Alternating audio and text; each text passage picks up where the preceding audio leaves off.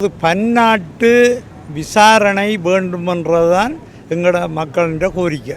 இதைத்தான் நாங்கள் இன்றைக்கு நேற்றல்ல இந்த காணாமல் ஆக்கப்பட்டோர் விடயத்தில் நெடுக இந்த எல்லோருமே சொல்லி கொண்டு தான் பாரோம்.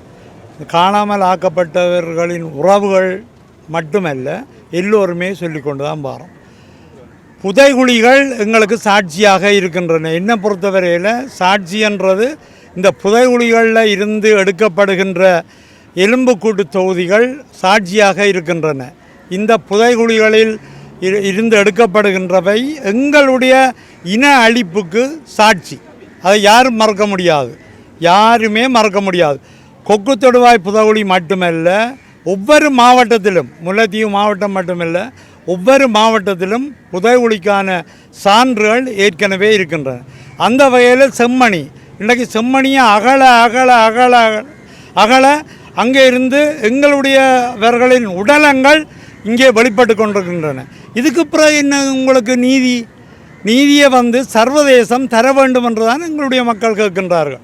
இதை தவிர இன்னும் ஒன்று சொல்லுகின்றேன். செம்மணி கூட நீங்கள் புதைகுழி தோன்றேண்டு இது காட்டே இல்லை. ஆனால் தோண்டப்படைக்குள்ள வந்த கொக்கு தொடுவாய்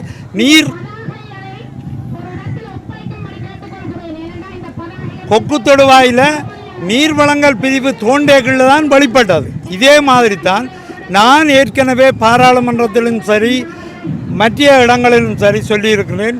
இந்த விகாரைகள் வட்டுவாகலில் கட்டப்பட்டிருக்கிற விகாரை தோண்டப்படணும், அல்லது உங்களோட நவீன கருவிகளால் அது ஆழ என்ன இருக்குன்றது காட்டப்படணும்.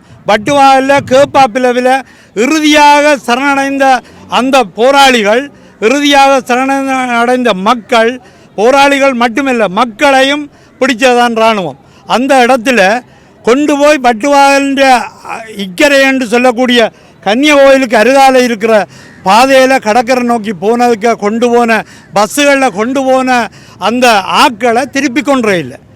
அப்படி என்றால் இங்கே தமிழர்கள் தனித்தமிழ் சைவ தமிழ் இருக்கிற இடத்துல ஒரு விகாரை, அதில் ஏன் அந்த விகாரியை தோண்டுங்க, கொண்டு போன பஸ்ஸுன்னா கேப்பாப்பில் தோண்டுங்க. அப்போ தோண்ட முடியாது.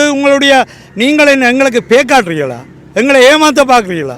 எங்களோட இனத்தை அழிச்சு போட்டு நீங்கள் செய்கிற அட்டகாசங்கள் இதே ஏன் சர்வதேசம் பன்னாடுகள் ஏன் பார்த்து கொண்டிருக்கு?